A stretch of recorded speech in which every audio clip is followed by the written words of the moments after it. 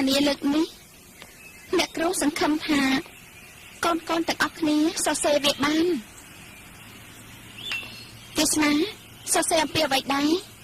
បានអ្នកគ្រូខ្ញុំសរសេរអំពីវាសនានៅភូមិខ្ញុំអ្នកគ្រូគណិតល្អណាស់អង្គុយចុះទៅចុះកន្ធាវិញចាស់អ្នកគ្រូខ្ញុំសរសេរអំពីសម្រាប់បុប្ផាពេលព្រឹកព្រលឹមអ្នកគ្រូនេះក៏ល្អដែរអង្គុយចុះទៅចុះម៉ូលីកា